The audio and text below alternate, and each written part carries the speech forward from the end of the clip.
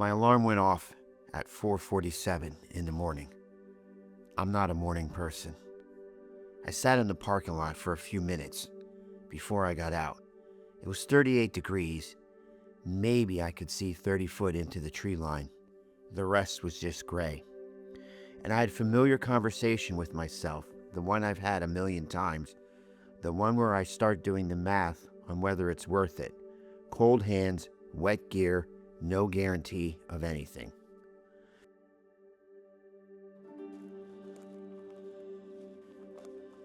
I've turned around on mornings like this before more than once, but today I didn't. And I want to show you what the decision cost me and what it gave to me. Here's what nobody tells you about shooting in fog. It isn't the cold that gets you, it's the low light, it's the meter. Your camera looks at all this diffused, even light and thinks bright.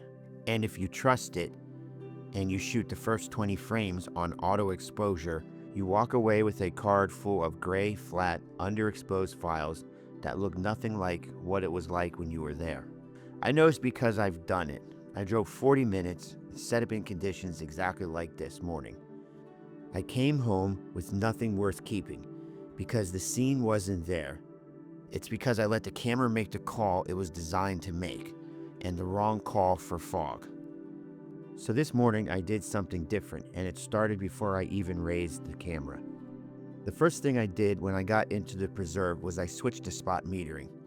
I found a mid-tone reference, a patch of wet bark on a fallen log, and I metered off of that instead of the scene.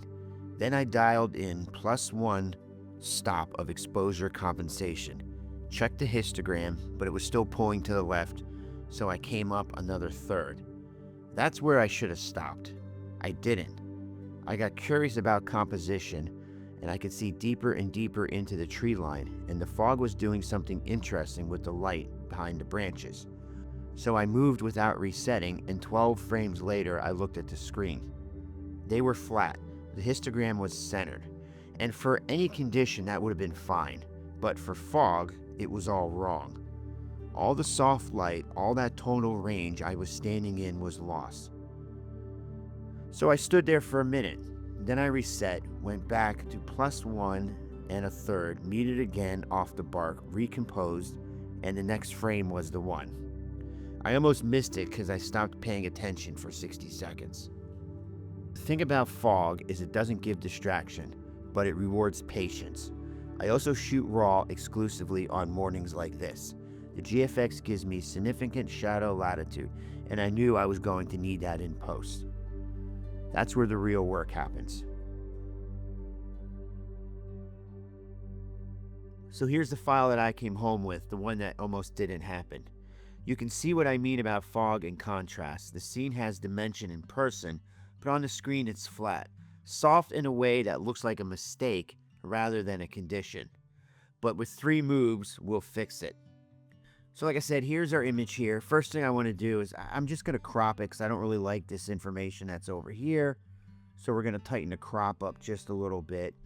I'm going to do a real little global adjustment on the shadows. Not a lot, because if I blow the shadows out too far, I lose some of that emotion. But I'm just going to open them up a little bit. I'm actually going to bring the blacks down just a little bit, open the whites up just a little bit. If I take it too much, it turns into that, and the whole top of the screen goes white. So we're going to just take it down here just a little bit. Just going to give it a little bit of clarity too. Give it a little bit of exposure, not much.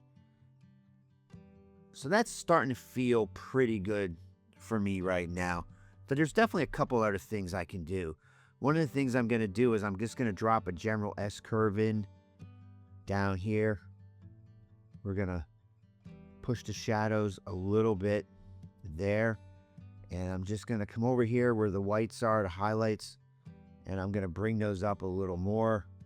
So you can see this is where they were if they were low.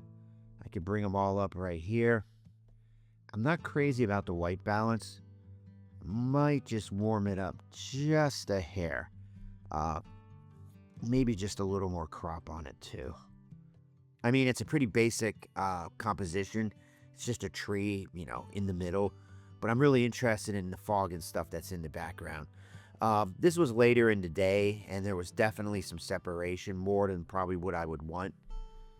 So here's the before and after for that. So on the left side, you have the before. On the right side, you have the after. And I could spend a lot of time playing with this if I really wanted to and really mess around with it. But for the sake of the video, I didn't go that far today. I just did some really basic corrections on it.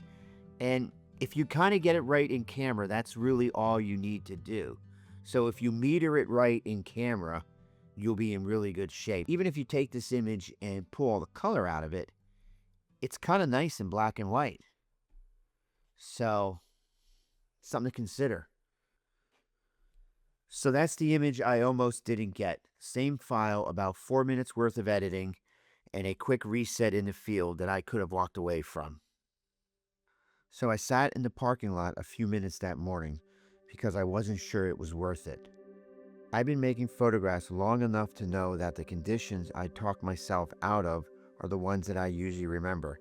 And still, every time I have that conversation, the math, the cold hands, and the gray that goes all the way to the horizon. The images that I keep coming back to, the ones that I print and frame and actually look at, almost never come from easy mornings. They came from mornings where I sat in the parking lot and decided to get out of my car anyway.